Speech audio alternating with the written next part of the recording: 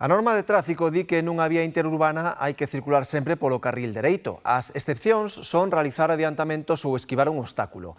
Aquí entran tamén as fochancas. En caso de mal estado da vía pode circular polo carril esquerdo sen enfrontarse a multas. Iso sí, ten que ser durante o menor tempo posible.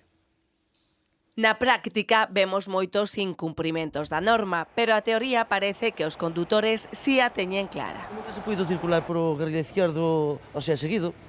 O carril izquierdo é para adiantar, nada máis. El carril izquierdo solo es para adelantar y en la autovía y ya está. Para adelantar y en tal de que adelantas tienes que volver al carril derecho. Sí, hay que ir por el carril derecho porque el izquierdo solamente se puede utilizar para adelantar y si no pues pueden multarte porque el código de circulación así lo establece.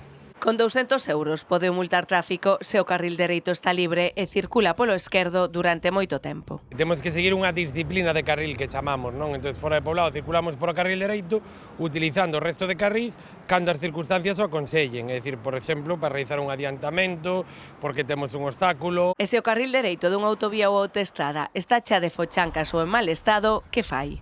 No va a ir todo el rato, yo llevo un camión, no va a ir todo el rato así. Si no viene nadie, nosotros conducimos mucho de noche también, nos echamos al izquierdo y controlando mucho los espejos por las luces y eso, y rápido pues nos echamos al derecho. Pero es una vergüenza, el carril izquierdo está reventado. Antes que tener un accidente con los baches que hay en la carretera y desperfectos, es preferible ir por el lado que está bien. O sea, lo primero que habría que hacer sería arreglar las carreteras.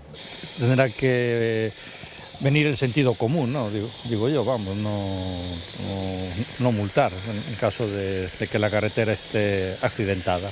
Efectivamente, nestes casos, cando un carril está impracticable, como en varios treitos da autovía das Rías Baixas, non acostuma multar. Pareceme ben que non se propoñan sancións nese caso, vale? Porque é un mal estado da vía, pero eu sí que recomendaría eso, adaptar a velocidade sempre ao estado que este a carretera. Temos moitas fochancas ou a estrada está en mal estado, pois inda que sea unha autovía, o mellor a velocidade que temos que levar non son 120, senón circular entre esa velocidade mínima e esa velocidade máxima. Empregar o carril dereito sempre que sexa posible mellora a fluidez da circulación e evita accidente.